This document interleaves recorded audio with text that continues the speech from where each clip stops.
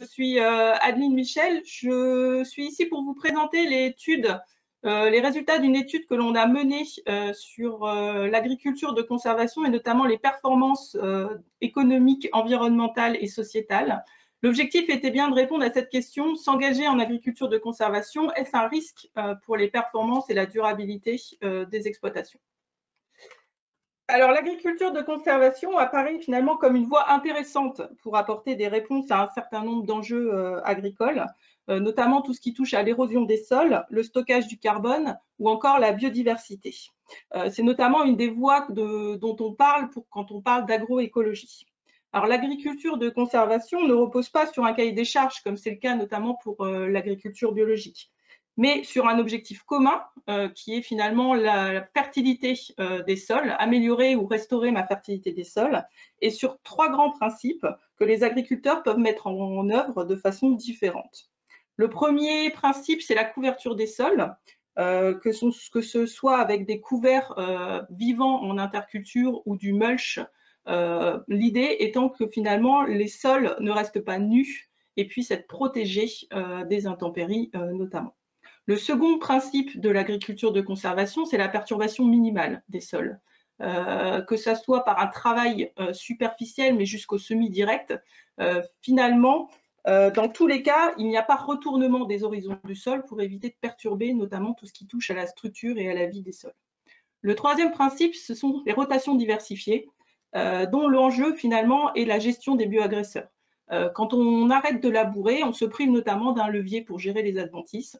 Donc, il faut intégrer d'autres leviers agronomiques et dans ces cas-là, la rotation est un point important pour pouvoir gérer ces bioagresseurs tout au long du cycle. L'intérêt finalement de l'agriculture de conservation, c'est que chaque agriculteur peut adopter ces principes à son exploitation et donc à son contexte pédoclimatique également. Mais ça rend plus difficile l'évaluation des performances de ces systèmes. Alors, c'est pourquoi nous avons réalisé une étude en 2019 sur les systèmes en agriculture de conservation sur notre périmètre, donc Normandie, Mayenne, Sarthe. L'objectif était bien de caractériser ces systèmes en agriculture de conservation selon la mise en œuvre des trois principes, finalement voir comment les agriculteurs mettaient en œuvre l'agriculture de conservation sur notre territoire, mais surtout d'évaluer leur niveau de performance sur les trois volets de la durabilité, que ce soit environnemental, économique ou social. Donc, on a défini un certain nombre de critères sur ces trois leviers. Je vous présenterai les résultats. Alors, il n'y a pas de cahier des charges aujourd'hui sur l'agriculture de conservation. Donc, nous, on a construit notre échantillon sur la base de 4 critères. Le non-labour intégral et continu. Donc, non-labour intégral, c'est-à-dire sur l'ensemble de la surface de l'exploitation, et continu, c'est-à-dire plusieurs années. Le second critère, c'est la présence de couverts en interculture, notamment par rapport au premier principe. La présence de légumineuses et également une diversité culturelle un peu plus importante. Alors, pour vous présenter en fait l'échantillon que l'on a obtenu, donc nous avons identifié sur notre périmètre des systèmes en agriculture de conservation dans tous les types, dans tous les systèmes de production représentatifs de notre territoire, que ce soit en grande culture, dans des systèmes céréales, oléagineux, protéagineux, ou dans des systèmes avec des cultures industrielles. Alors que finalement, les cultures industrielles peuvent poser problème en agriculture de conservation, puisque souvent elles nécessitent un travail du sol un peu plus conséquent. Donc sur notre territoire, ce sont essentiellement betteraves, pommes de terre et lin textile.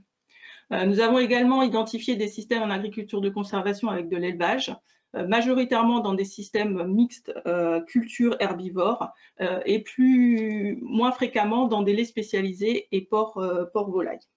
Ce que l'on peut noter également quand on regarde la taille de la SAU, donc surface agricole utile, c'est que finalement nous retrouvons l'agriculture de conservation dans des exploitations de toute taille. Majoritairement, toutefois dans notre échantillon, on est plutôt sur des surfaces supérieures à 100 hectares et certaines allant jusqu'à 200 hectares de SAU. Concernant l'ancienneté en non-labour, ce qui est intéressant dans cet échantillon, c'est que nous avons une bonne représentativité des pionniers, puisque finalement, nous avons des systèmes pour lesquels le labour a été arrêté depuis plus de 10 ans. Donc, ça représente 56% de notre échantillon, avec la moitié qui sont à plus de 15 ans. Donc, ce qui est intéressant au niveau de cet échantillon, c'est que finalement, on est capable d'évaluer les performances de systèmes finalement dits en transition, 5 à 10 ans, moins de 5 et 5 à 10 ans, qui sont plutôt des systèmes où les sols ne sont pas forcément encore mis en place, enfin en route, pardon, et des systèmes qui sont plus avancés qu'on pourrait qualifier de croisière. Donc ça va nous permettre finalement sur ces systèmes-là d'évaluer est-ce que les performances sont bonnes et est-ce qu'elles sont durables dans le temps. Enfin, dernier critère que je vais vous présenter sur l'échantillon, c'est le type de travail du sol dominant. On a dans notre échantillon 39% de notre échantillon qui sont des systèmes en semi-direct, c'est-à-dire où en fait la seule action qui est mise en œuvre, c'est le moment du semis, avec des semoirs spécifiques. Donc les agriculteurs vont venir semer directement dans des couverts. Le reste de l'échantillon se répartit sur du travail cultural simplifié, TCS, soit superficiel, soit intermédiaire, plus un petit peu de strip-till et de décompacteur.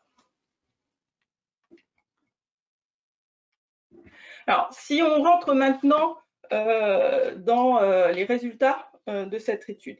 Tout d'abord, concernant le critère efficacité économique, qui est en fait le critère EBE sur produit, EBE étant excédent brut d'exploitation, excepté pour les systèmes les spécialisés, on peut remarquer que les systèmes en agriculture de conservation présentent une efficacité économique supérieure à la référence.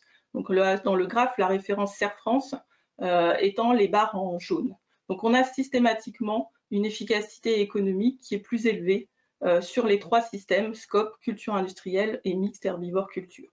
C'est également le cas, et là je ne vous ai pas présenté le graphe, mais c'est également le cas en tendance pour le critère capacité productive qui est finalement la valeur ajoutée sur le produit. Donc on a, quand on regarde par système de production, finalement une amélioration de l'efficacité économique. Je vais maintenant, sachant que j'ai 20 minutes, je vais me focaliser sur le système SCOP, donc céréales, oléagineux, protéagineux, pour pouvoir vous présenter un peu plus en détail les résultats obtenus. Donc dans ce graphe, vous pouvez voir en fait les 4 critères qui nous ont permis de juger de la performance économique des systèmes étudiés. Donc l'efficacité économique, le BE sur produit, la capacité productive, la valeur ajoutée sur produit, la sensibilité aux aides, donc la part d'aide sur le BE, et l'autonomie financière, qui sont les annuités sur le BE. La référence CERFRance est en vert bleu. Et puis, j'ai fait le distinguo sur ce graphe entre les systèmes à dominance TCS, technique culturelle simplifiée, ou en SD, semi-direct. Ce que l'on regarde par l'analyse finalement de ces 4 critères, c'est que finalement, les systèmes à dominante semi-directe présentent de meilleures efficacités et capacité productive que la référence CERFRance, et également une moindre sensibilité aux aides équivalentes à la référence et une meilleure autonomie financière. À l'inverse, si on regarde la partie les systèmes en TCS, donc en rouge, on a une légère dégradation de l'efficacité économique et de la capacité productive. Et surtout, on a une sensibilité aux aides et une autonomie financière qui sont dégradées par rapport à la référence CERFRance. Donc, ce que l'on remarque finalement sur ces systèmes-là, c'est que les meilleures performances économiques sont pour les systèmes en semi-direct.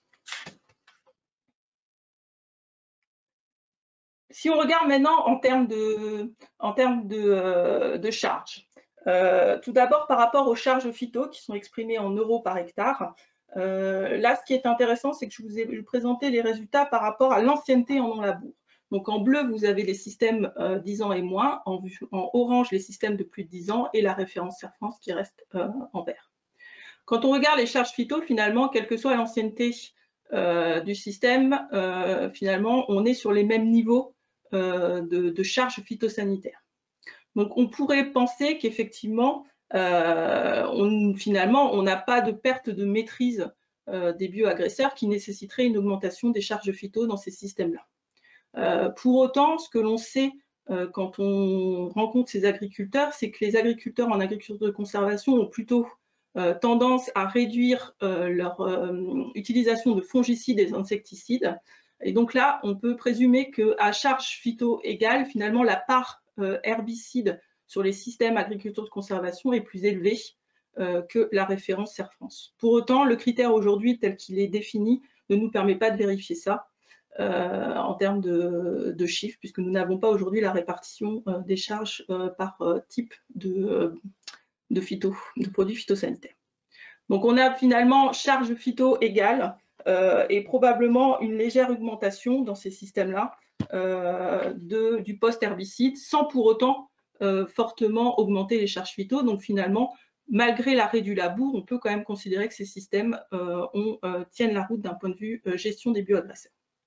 Si on regarde la consommation d'engrais azoténiques minéraux, qui est donc les barres juste à côté, donc on retrouve finalement les mêmes couleurs, les mêmes codes. La référence Air France est à 148 unités d'azote hectare. Là, on a une grosse différence entre des systèmes qui sont plutôt en transition et les systèmes que nous, on considère qui sont plus en croisière.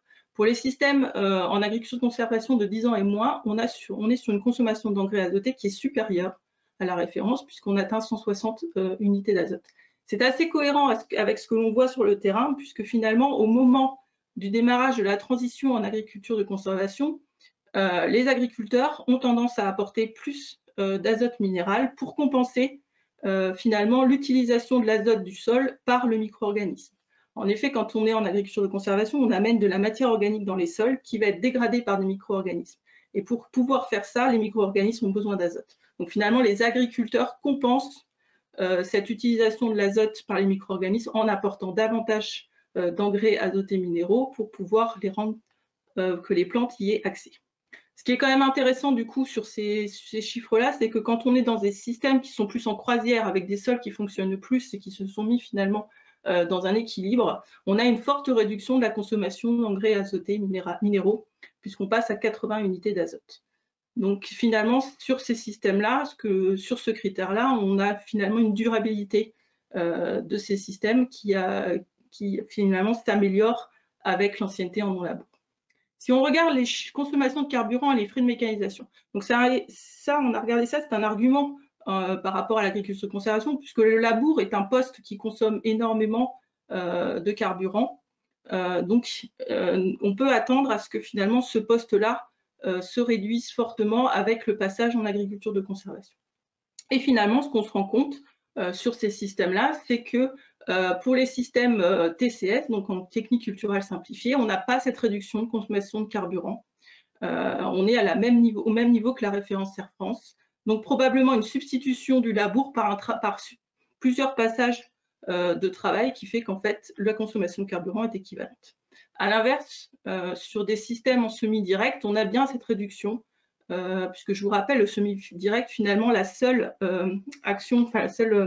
pratique qui se fait, c'est le passage de semoir. Et donc là, on a bien une réduction et une cohérence entre ce que l'on obtient et les attendus des passages en agriculture de conservation. Concernant les frais de mécanisation, on a analysé cet indicateur-là et eu un peu de surprise. On pensait avoir des frais de mécanisation plus faibles dans les systèmes en agriculture de conservation. C'est le cas pour les systèmes en TCS. Ça n'est pas le cas sur les systèmes en semi-direct, où là, vous avez en frais de mécanisation qui sont en euros par hectare, 633 € par hectare en système SD par rapport à la référence qui est à 523. Donc ça s'explique par deux niveaux. Le niveau d'investissement en semi-direct qui est un peu plus élevé, notamment l'achat de semoirs de semi-direct qui coûte encore cher en termes d'investissement. Et puis, dans certains cas, un recours aux travaux par tiers plus élevé dans ces systèmes-là. Donc, double effet sur les frais de mécanisation en SD, l'achat du semoir qui augmente l'investissement et les travaux par tiers. Donc là, je vous présente les profils de durabilité que l'on a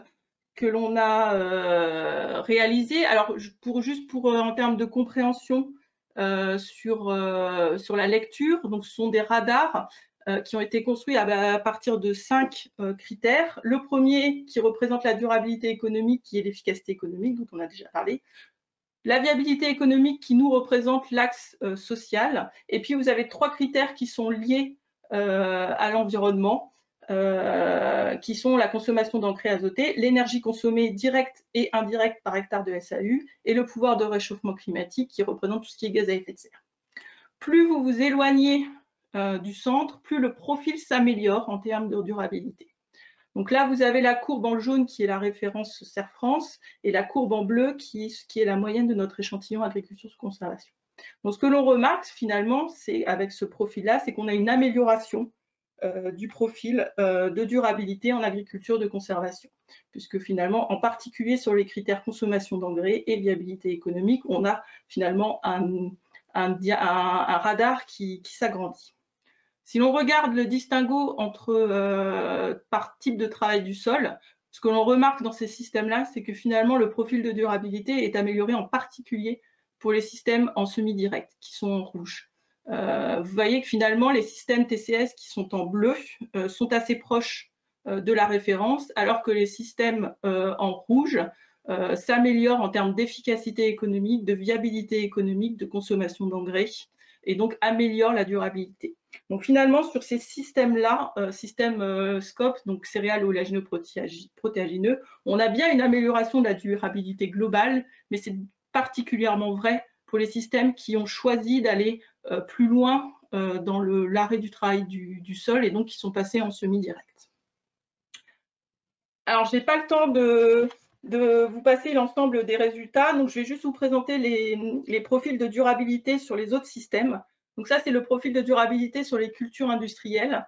Donc on regarde bien, donc c'est la même logique. Hein. Donc en rouge, vous avez l'échantillon agriculture de conservation. Donc on a bien une amélioration du profil de durabilité hein, sur l'ensemble des critères, que ce soit le pouvoir de réchauffement climatique, le critère économique, social et la consommation.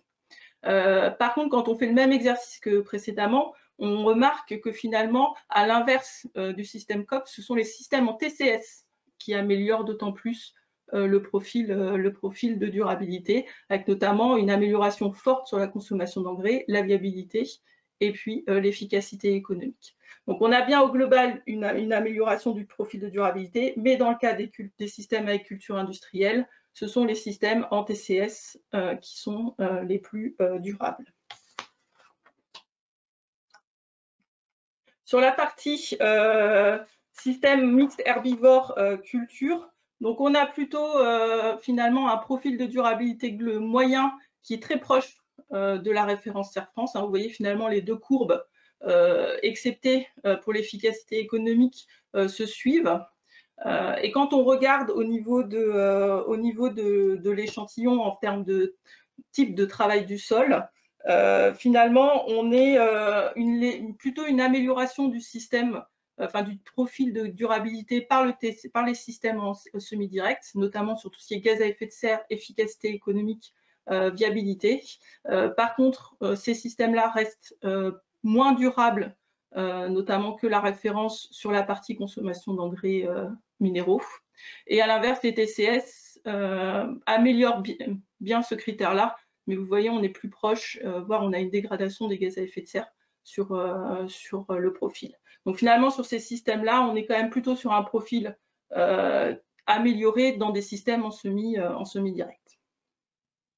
Alors pour conclure la présentation, donc finalement, en résumé, on a des exploitations en agriculture de conservation, quel que soit le type de système de production ou la taille de l'exploitation. Hein. Finalement, c'était aussi une des questions que l'on pouvait se poser, notamment dans nos systèmes culture industrielle. Mais finalement, les agriculteurs mettent en œuvre ces principes d'agriculture de conservation, quel que soit leur système de production.